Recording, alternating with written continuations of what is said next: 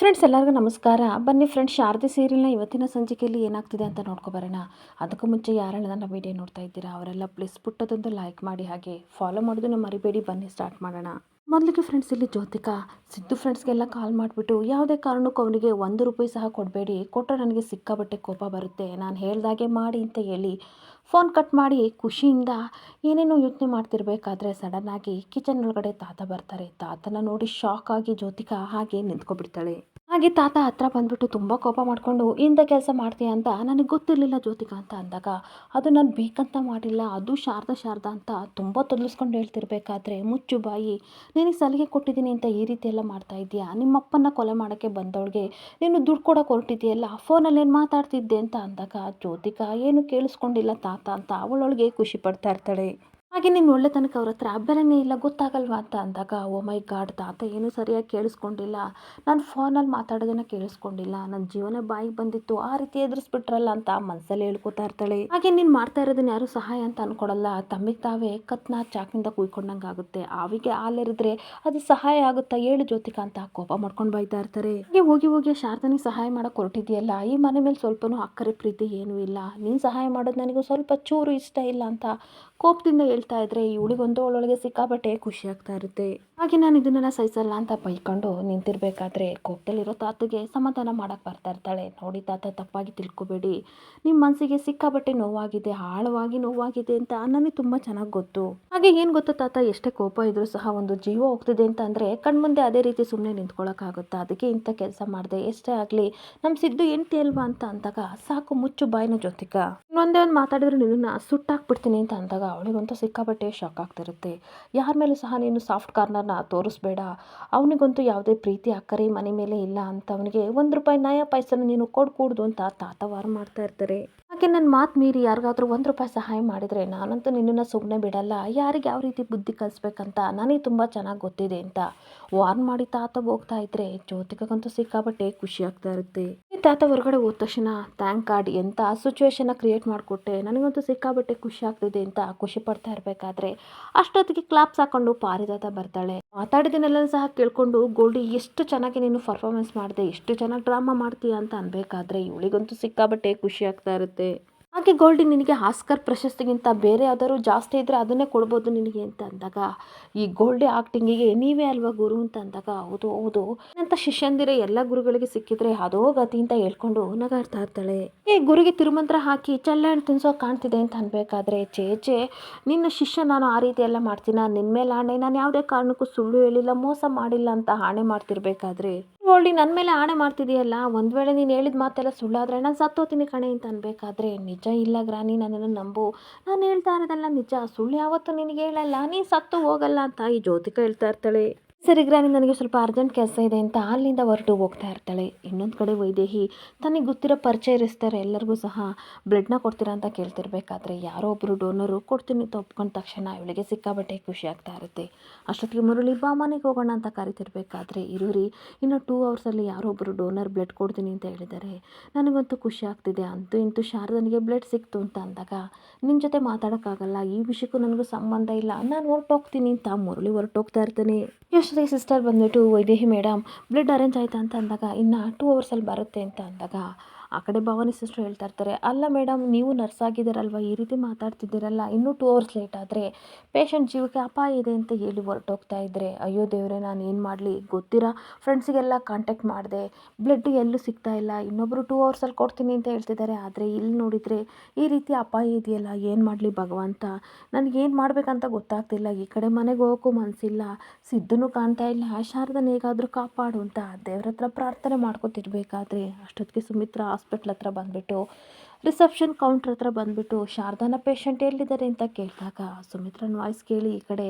ವೈದೇಹಿಗೆ ಸಿಕ್ಕಾಬಟ್ಟೆ ಖುಷಿ ಆಗ್ತಾ ಇರುತ್ತೆ. ರಿಸೆಪ್ಷನಿಸ್ಟ್ ಹೇಳ್ತಾ ಇರ್ತಾರೆ, ಐಸಿಯುನಲ್ಲಿ ಅಡ್ಮಿಟ್ ಆಗಿದ್ದಾರೆ, ಅಲ್ಲಿಗೆ ಹೋಗಿ ಮೇಡಮ್ ಅಂತ ಅಂದಾಗ, ಈ ಕಡೆ ವೈದೇಹಿ ಸುಮಿತ್ರನ ನೋಡಿಬಿಟ್ಟು,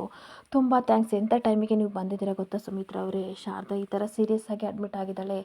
ನಿಮ್ಮದು ಮತ್ತು ಅವ್ರದ್ದು ಒಂದೇ ಬ್ಲಡ್ ಗ್ರೂಪು, ದಯವಿಟ್ಟು ಬ್ಲಡ್ ಕೊಡೋಕ್ಕೆ ಬಂದ್ರಲ್ಲ, ತುಂಬ ಥ್ಯಾಂಕ್ಸ್, ನನಗಂತೂ ತುಂಬ ಖುಷಿ ಆಗ್ತಿದೆ, ಬನ್ನಿ ಐ ಸಿ ಒಳಗೆ ಹೋಗೋಣ ಅಂತ ಕರ್ಕೊಂಡು ಹೋಗ್ತಿರ್ಬೇಕಾದ್ರೆ ಒಂದು ನಿಮಿಷ ನಮ್ಮನೇಲೆ ರಕ್ತದ ಉಕ್ಕುಳಿ ಇರ್ಸೋಕೆ ಬಂದವಳಿಗೆ ನಾನು ರಕ್ತ ಕೊಡಬೇಕಾ ಅಂತ ಅಂದಾಗ ವೈದೇಹಿಗೆ ಸಿಕ್ಕಾಬಟ್ಟೆ ಶಾಕ್ ಆಗ್ತಾ ಇರುತ್ತೆ. ಹಾಗೇನೊಂದು ಕಡೆ ಪಾರಿಜಾತ ದೇವ್ರ ಮನೆಗೆ ಬಂದು ದೇವ್ರ ಹತ್ರ ಪ್ರಾರ್ಥನೆ ಮಾಡ್ತಾ ಇರ್ತಾಳೆ, ದೇವ್ರೆ ನಮ್ಮ ಗೋಲ್ಡಿ ಯಾವಾಗಲೂ ನನ್ನ ಮೇಲೆ ಆಣೆ ಇರ್ತಾಳೆ, ನಾನು ಏನಪ್ಪ ಮಾಡಲಿ, ಅವಳೇನೋ ತಪ್ಪು ದಾರಿಗೆ ಇಳಿತಿದ್ದಾಳೆ, ಅದನ್ನು ತಿಳ್ಕೊಂಡು ನಾನು ತಿದ್ದೋಣ ಅಂತ ಅಂದ್ಕೊಂಡ್ರೆ ಎಷ್ಟೋ ವಿಷಯಗಳು ನನಗೆ ಗೊತ್ತಾಗ್ತಿಲ್ಲ, ಗೊತ್ತಾಗ್ದಲೇ ಏನೇನೋ ಮಾಡ್ತಾ ಇದ್ದಾಳೆ, ಆಣೆ ಬೇರೆ ಇಡ್ತಿದ್ದಾಳೆ. ಆ ಆಣೆಗಳನ್ನೆಲ್ಲನೂ ತಪ್ಪಾಗಿ ನೀನು ಗಂಭೀರವಾಗಿ ತಗೋಬೇಡ, ದಯವಿಟ್ಟು ಈ ಮಗಳನ್ನ ಕಾಪಾಡು ಅಂತ ಬೇಡ್ಕೊತಿರ್ಬೇಕಾದ್ರೆ ತಾತ ಅಷ್ಟೊತ್ತಿಗೆ ಸ್ಪೂನ್ ಮತ್ತು ಲೋಟ ತಗೊಂಡು ಸೌಂಡ್ ಮಾಡ್ತಿರ್ಬೇಕಾದ್ರೆ ಅಯ್ಯೋ ದೇವ್ರೆ ಗಂಟೆ ಸೌಂಡ್ ಆಯ್ತಲ್ಲ, ಹಾಗಾದರೆ ನನ್ನನ್ನು ಮಗಳು ಅಂತ ಒಪ್ಕೊಂಡಿದ್ದೆ ಅಲ್ವ ದೇವ್ರೆ ಅಂತ ಅನ್ಬೇಕಾದ್ರೆ ಅದು ಗಂಟೆ ಸೌಂಡ್ ಅಲ್ಲ, ನಾನು ಲೋಟ ಮತ್ತು ಸ್ಪೂನ್ ತಗೊಂಡು ಬಡ್ದಿದ್ದು ಅಂತ ಅಂದಾಗ ಈ ವಯ್ಯನ ಬಡ್ದಿದ್ದು ನಾನೇನೋ ದೇವ್ರೆ ಆಶೀರ್ವಾದ ಮಾಡಿದೆ ಅಂತ ಅಂದ್ಕೊಂಡಿದ್ದೆ ಅಂತ ಅಂದಾಗ ಯಾಕ್ರಿ ಹಿಂಗೆ ಮಾಡಿದ್ರಿ ಅಂತ ಅನ್ಬೇಕಾದ್ರೆ ಊಟಕ್ಕೆ ಟೈಮ್ ಆಯಿತು ಬಾ ಬಡಿಸು, ಅಷ್ಟಕ್ಕೆ ನನ್ನ ಮೊಮ್ಮಗಳು ಊಟ ಮಾಡಿಲ್ಲ ಅಂತ ಅನ್ಬೇಕಾದ್ರೆ ಅಲ್ಲ ಕಣ್ರಿ ಇವರೇ, ಒಂದಿನ ಆದರೂ ಸಹ ನನ್ನನ್ನು ಊಟ ಮಾಡಿದೆಯಾ ಅಂತ ಕೇಳಿದ್ದೀರಾ? ಮಗ ಊಟ ಮಾಡಿದ್ನ, ಸೊಸೆ ಊಟ ಮಾಡಿದ್ರ, ಹಾಗೆ ಮೊಮ್ಮಗಳು ಊಟ ಮಾಡಿದ್ರ, ಬರೀ ಕೇಳ್ತಿರಲ್ಲ, ನನ್ನನ್ನು ಯಾವತ್ತಾದರೂ ಒಂದು ದಿನ ಪಾರಿಜಾತ ನೀನು ಊಟ ಮಾಡ್ದ ಅಂತ ಕೇಳ್ದ ಅಂತ ಅನ್ಬೇಕಾದ್ರೆ ಓ ಹೌದಲ್ವಾ ಪಾರಿಜಾತ ನೀನು ಊಟ ಮಾಡ್ದ ಅಂತ ಅಂದಾಗ ಅವಳಿಗಂತೂ ಸಿಕ್ಕಾಬಟ್ಟೆ ಖುಷಿ ಆಗ್ತಿರುತ್ತೆ.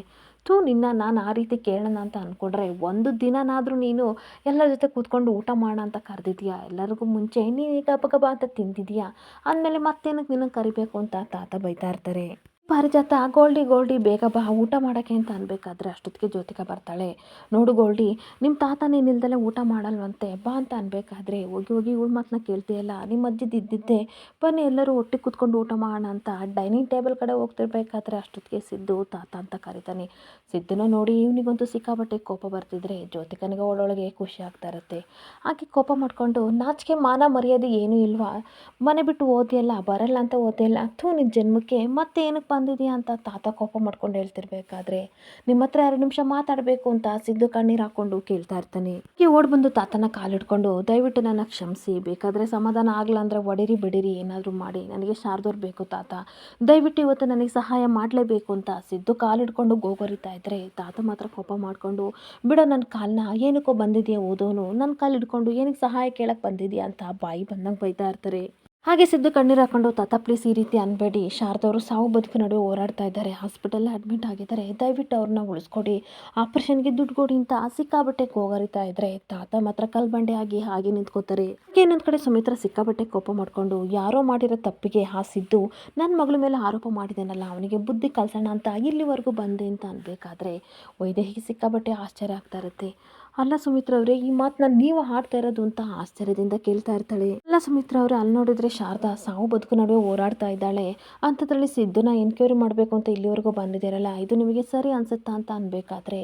ಸರಿ ತಪ್ಪು ಗೊತ್ತಿರೋದಕ್ಕೆ ನಾನು ಇಲ್ಲಿವರೆಗೂ ಬಂದಿದ್ದು ಅಂತ ಸುಮಿತ್ರಾ ಹೇಳ್ತಿರ್ಬೇಕಾದ್ರೆ ವೈದೇಹಿ ಹೇಳ್ತಾ ಇರ್ತಾಳೆ, ಯಾಕೆ ಈ ರೀತಿ ಮಾತಾಡ್ತಾ ಇದ್ದೀರಾ, ಒಂದೇ ಒಂದ್ಸಲ ಶಾರದನ ಮುಖ ನಾನು ನೆನ್ಪು ಮಾಡ್ಕೊಳ್ಳಿ ಅಂತ ಅಂದಾಗ ಶಾರದನ ಒಳ್ಳೆತನ ಎಲ್ಲನೂ ಸಹ ಸುಮಿತ್ರಾ ನೆನ್ಪು ಮಾಡ್ಕೋತಾ ಇರ್ತಾಳೆ. ಅಲ್ಲ ಬಾಯಿ ತುಂಬ ನಿಮ್ಮನ್ನು ಅಮ್ಮ ಅಂತ ಕರೀತಾಳೆ ಅಂಥವಳು ನಿಮಗೆ ನಿಮ್ಮ ಗಂಡನಿಗೆ ದ್ರೋಹ ಮಾಡ್ತಾಳ ಅಂತ ವೈದೇಹಿ ಹೇಳ್ತಾ ಇರ್ತಾಳೆ. ಅವಳು ಏನು ಅಂತ ನಿಮಗೆ ತುಂಬ ಚೆನ್ನಾಗಿ ಗೊತ್ತು, ಒಂದೇ ಒಂದು ಸಲ ಯೋಚನೆ ಮಾಡಿ ಸುಮಿತ್ರಾ ಅವರೇ, ಅವಳಿರೋ ಜಾಗದಲ್ಲಿ ನೀವು ಅಥವಾ ನಿಮ್ಮ ಮನೆಯವರು ಯಾರೇ ಇದ್ದರೂ ಸಹ ಶಾರದಾ ತನ್ನ ಪ್ರಾಣನೇ ಕೊಟ್ಟವ್ರನ್ನ ಉಳಿಸ್ತಾ ಇದ್ಲು, ಅದು ನಿಮಗೆ ಗೊತ್ತಿಲ್ವಾ ಅಂತ ಅಂದಾಗ ಸುಮಿತ್ರಾ ಹಳೆದನ್ನೆಲ್ಲ ನೆನ್ಪು ಮಾಡ್ಕೋತಾ ಇರ್ತಾಳೆ. ಹಾಗೆ ಅಂಥವಳಿಗೆ ಏನೇ ಆದರೂ ಸಹ ನಿಮ್ಮ ಮನಸ್ಸು ಕರಗಲ್ವಾ, ಒಂದು ವೇಳೆ ಶಾರದಾ ಇರೋ ಜಾಗದಲ್ಲಿ ನಿಮ್ಮ ಸ್ವಂತ ಮಗಳು ಇದ್ದರೆ ಏನು ಮಾಡ್ತಿದ್ರಿ ಅಂತ ಅಂದಾಗ ಸುಮಿತ್ರಾ ಶಾರದಾ ನೆನಪಿಸ್ಕೊಂಡು ಒಳ್ಳೊಳಗೆ ದುಃಖ ಪಡ್ತಾ ಇರ್ತಾಳೆ. ಇನ್ನೊಂದು ಕಡೆ ಸಿದ್ದು ತಾತನ ಕಾಲು ಹಿಡ್ಕೊಂಡು ತಾತ ಪ್ಲೀಸ್ ಶಾರದಾರ ಆಪ್ರೇಷನ್ಗೆ 25 ಲಕ್ಷ ದುಡ್ಡು ಬೇಕು, ದಯವಿಟ್ಟು ಸಹಾಯ ಮಾಡಿ, ಯಾರೂ ನನಗೆ ಸಹಾಯ ಮಾಡ್ತಾ ಇಲ್ಲ, ಇವಾಗ ನೀವೇ ನನಗಿರೋದು, ನೀವೇ ನನ್ನ ದೇವರು, ದಯವಿಟ್ಟು ಕಾಪಾಡಿ ಅಂತ ಅಂದಾಗ ಜ್ಯೋತಿಕ ನಾಟಕ ಮಾಡಿಕೊಂಡು ತಾತ ಪ್ಲೀಸ್ ಎಷ್ಟರಾಗಲಿ ಈ ಮನೆ ಮೊಮ್ಮಗ ಸಿದ್ದು, ದಯವಿಟ್ಟು ಹೆಲ್ಪ್ ಮಾಡಿ ಅಂತ ಡ್ರಾಮಾ ಮಾಡ್ತಿರ್ಬೇಕಾದ್ರೆ ನೋಡು ಜ್ಯೋತಿಕ ನನ್ನ ಡಿಸಿಷನ್ ಏನು ಅಂತ ಆಗಲೇ ನಿನಗೆ ಹೇಳಿದ್ದೀನಿ, ಇವನು ವಹಿಸ್ಕೊಂಡು ನೀನು ಮಾತಾಡಬೇಡ ಅಂತ ಅಂದ್ಬಿಟ್ಟು ಸಿದ್ದುನ ಕಾಲಲ್ಲಿ ದೂಕಿದ ತಕ್ಷಣ ಜ್ಯೋತಿಕನಿಗೂ ಪಾರಿಜಾತನಿಗೂ ಶಾಕ್ ಆಗ್ತಾ ಇರುತ್ತೆ. ಸಿದ್ದು ಕಣ್ಣೀರು ಉಸ್ಕೊಂಡು ಎದ್ದು ನೋಡಿ ತಾತ ನಿಮ್ಮ ಮಾತನ್ನ ನಾನು ಮೀರಿದೆ, ನಾನು ಒಪ್ಕೋತೀನಿ, ಆದರೆ ಅವತ್ತು ನನ್ನ ಮನಸ್ಸಿನ ಮಾತನ್ನ ನಾನು ಕೇಳಲಿಲ್ಲ ಅಂತಂದರೆ ಖಂಡಿತ ನಿಮ್ಮೆಲ್ಲರಿಗೂ ಮೋಸ ಮಾಡ್ದಂಗೆ ಆಗ್ತಿತ್ತು, ಅರ್ಥ ಮಾಡ್ಕೊಳ್ಳಿ ತಾತ. ನಾನು ಶಾರದವ್ರನ್ನ ಮನಸಾರೆ ಇಷ್ಟಪಟ್ಟು ಮದುವೆ ಆದೆ, ಅವ್ರ ಜೊತೆ ಮದುವೆ ಆಗಬೇಕಂತ ನಾನು ಮದುವೆ ಆದೆ, ಮದುವೆಯಾಗಿ ಜೀವನ ಮಾಡಬೇಕಂತ ಅಂದ್ಕೊಂಡೆ, ಇದು ತಪ್ಪ ತಾತ ಪ್ಲೀಸ್ ಅರ್ಥ ಮಾಡ್ಕೊಳ್ಳಿ, ನಿಮಗೆ ನನ್ನ ಮೇಲೆ ತಾನೇ ಕೋಪ ಇರೋದು, ನನ್ನನ್ನು ಏನು ಬೇಕಾದರೂ ಮಾಡಿ, ಆದರೆ ಶಾರದವ್ರು ಏನು ಮಾಡಿದ್ದಾರೆ, ಆ ಪುಟ್ಟ ದೀಪು ಏನು ಮಾಡಿದೆ, ಶಾರದವ್ರು ಬದುಕಲಿಲ್ಲ ಅಂತ ಅಂದರೆ ದೀಪು ಅನಾಥೆ ಆಗ್ತಾಳೆ, ಅರ್ಥ ಮಾಡ್ಕೊಳ್ಳಿ ತಾತ ಅಂತ ಸಿಕ್ಕಾಬಟ್ಟೆ ಕಣ್ಣೀರು ಹಾಕ್ಕೊಂಡು ಗೋಗರಿತಿರ್ಬೇಕಾದ್ರೆ ದೀಪುನ ನೆನೆಸ್ಕೊಂಡು ಒಂದು ಕ್ಷಣ ತಾತನಿಗೆ ಸಿಕ್ಕಾಬಟ್ಟೆ ಶಾಕ್ ಆಗ್ತಿರುತ್ತೆ. ಆಕೆ ದೀಪುನ ಒಳ್ಳೆ ಗುಣಗಳೆಲ್ಲನೂ ಸಹ ನೆನ್ಪು ಮಾಡ್ಕೊತಿರ್ಬೇಕಾದ್ರೆ ಮತ್ತೆ ಎಲ್ಲರೂ ನೆನ್ಪು ಮಾಡ್ಕೊಂಡು ಕಣ್ಣೀರು ಹಾಕ್ಕೊಂಡು ನಿಮ್ಮಂಥ ತಂದೆ ತಾಯಿನ ಪಡೆದಕ್ಕೆ ಪಾಪ ಮಗು ಏನು ಮಾಡುತ್ತೆ, ಅವಳು ಅನಾಥೆ ಆಗೋದು ನನಗಿಷ್ಟ ಇಲ್ಲ ಛೇ ನಿನ್ನ ಮುಖ ನೋಡೋಕೆ ನನಗಿಷ್ಟ ಇಲ್ಲ ಆದರೂ ಚೆಕ್ ಕೊಡ್ತೀನಿ ಇರು ಅಂತ ತೊಗೊಬರಕ್ಕೆ ಹೋಗ್ತಿದ್ರೆ ಸಿದ್ದುಗೊಂದು ಸಿಕ್ಕಾಬಟ್ಟೆ ಖುಷಿಯಾಗಿ ಕೈ ಮುಗಿತಾ ಇರ್ತಾನೆ. ಆದರೆ ಇನ್ನೆಲ್ಲಿ ತಾತ ದುಡ್ಡು ಕೊಟ್ಬಿಡ್ತಾನೆ ಅಂತ ಅಂದ್ಬಿಟ್ಟು ಜ್ಯೋತಿಕಾ ಪಾರಿಜಾತ ಪ್ಲ್ಯಾನ್ ಮಾಡ್ಕೊಬಿಟ್ಟು ಪಾರಿಜಾತ ಹೇಳ್ತಾ ಇರ್ತಾಳೆ, ಹೌದು ಹೌದು ಕೊಡಿ ಕೊಡಿ ಚೆನ್ನಾಗಿ ಚೆಕ್ ಕೊಡಿ, ನಿಮ್ಮ ಮಗನ ಜೀವನನೇ ತೆಗೆಯೋಕ್ಕೆ ಬಂದವರು, ಜೀವನನ ಹಾಳು ಮಾಡೋಕ್ಕೆ ಬಂದವ್ರಿಗೆ ನೀವು ಚೆಕ್ ಕೊಡ್ತಿದ್ದೀರ ಅಲ್ವಾ ಅಂತ ಅಂದಾಗ ತಾತನಿಗೆ ಮತ್ತಷ್ಟು ಕೋಪ ಬರ್ತಾ ಇರುತ್ತೆ. ಹಾಗೆ ಹೌದು ಹೌದು ನೀವು ದಾನಶೂರ ಕರ್ಣ ಅಲ್ವಾ, ಎಲ್ಲರಿಗೂ ಸಹಾಯ ಮಾಡಿ ಎಲ್ಲರಿಗೂ ನೀವೇನು ಅಂತ ಗೊತ್ತಾಗಲಿ ಅಂತ ಅಂದಾಗ ತನ್ನ ಮಗನ ಪರಿಸ್ಥಿತಿ ಎಲ್ಲ ನೆನ್ಪು ಮಾಡ್ಕೊಂಬಂಡು ಪಾರಿಜಾತ ಜೀವನದಲ್ಲಿ ಇದೊಂದೇ ನೀನು ಒಳ್ಳೆ ಕೆಲಸ ಮಾಡಿದ್ದು ನನಗೆ ಅಂತ ಅಂದ್ಬಿಟ್ಟು ಯಾವುದೇ ಕಾರಣಕ್ಕೂ ನಿನ್ನಂತವನಿಗೆ ಸಹಾಯ ಮಾಡಲ್ಲ ಅಂತ ಅಂದಾಗ ಸಿದ್ದುಗೆ ಮತ್ತಷ್ಟು ಶಾಕ್ ಆಗ್ತಾ ಇರುತ್ತೆ. ತಾತ ಪ್ಲೀಸ್ ನಿನ್ನ ದಮ್ಮಯ್ಯ ಅಂತಿನ ಆ ರೀತಿ ಅನ್ಬೇಡಿ, ಶಾರದಾರನ್ನ ಬಿಟ್ಟು ಬದುಕೋ ಶಕ್ತಿ ನನಗಿಲ್ಲ, ದೀಪು ಅನಾಥೆ ಆಗ್ತಾಳೆ, ದಯವಿಟ್ಟು ದುಡ್ಡು ಕೊಡಿ ಅಂತ ಅಂದಾಗ ನಿನ್ನಂಥವನಿಗೆ ಯಾವತ್ತೂ ಸಹ ನಾನು ಸಹಾಯ ಮಾಡಲ್ಲ, ಇಲ್ಲಿಂದ ಹೊರಟೋಗು ಅಂತ ತಾತ ಮತ್ತೆ ಸಿದ್ದುನ ದೂಕಿ ಮನೆ ಒಳಗಡೆ ಹೋಗ್ತಾ ಇರ್ತಾರೆ. ಹಾಗೆ ಸಿದ್ದು ಕಣ್ಣೀರು ಒರೆಸ್ಕೊಂಡು ಕಣ್ಣೀರಾಗ್ತಾ ಜ್ಯೋತಿಕ ಮುಖ ನೋಡ್ತಿದ್ರೆ ಅವಳಂತೂ ಏನು ಗೊತ್ತಿಲ್ಲದ ರೀತಿ ಸೈಲೆಂಟ್ ಆಗಿ ನಿಂತಿರ್ಬೇಕಾದ್ರೆ ಸಿದ್ದು ಕಣ್ಣೀರು ಹಾಕೊಂಡು ಹೊರಗಡೆ ಹೋಗ್ತಾ ಇದ್ರೆ ಇವಳಿಗಂತೂ ಸಿಕ್ಕಾಬಟ್ಟೆ ಖುಷಿ ಆಗ್ತಾ ಇರುತ್ತೆ. ಹಾಗೇನೊಂದ್ ಕಡೆ ಸುಮಿತ್ರಾ ಎಲ್ಲಾನು ಮರೆತು ಶಾರದನ್ಗೆ ಬ್ಲಡ್ ಕೊಡೋಕ್ಕೆ ಬರ್ತಿರ್ಬೇಕಾದ್ರೆ ಬ್ಲಡ್ ಕೊಟ್ಟು ಹೊರಟು ಹೋಗ್ತಾ ಇರ್ತಾಳೆ. ಅಷ್ಟೊತ್ತಿಗೆ ಸಿಸ್ಟರ್ ಹೇಳ್ತಾ ಇರ್ತಾರೆ, ಸರಿಯಾದ ಸಮಯಕ್ಕೆ ಬಂದು ಇವ್ರ ಪ್ರಾಣನ ಕಾಪಾಡಿದ್ರಿ, thank you so much madam, ಹೊರಗಡೆ ಕೂತ್ಕೊಳ್ಳಿ ಜ್ಯೂಸ್ನ ಕಳಿಸ್ತೀನಿ ಅಂತ ಅಂದಾಗ ಏನು ಮಾತಾಡದೆ ಸೈಲೆಂಟ್ ಆಗಿ ಸುಮಿತ್ರಾ ಬ್ಲಡ್ ಕೊಟ್ಟು ಮನೆ ಕಡೆ ಹೋಗ್ತಾ ಇರ್ತಾಳೆ. ಇಲ್ಲಿಗೆ ಸಂಚಿಕೆ ಎಂಡ್ ಆಗ್ತಿದೆ. Thank you for the watching friends.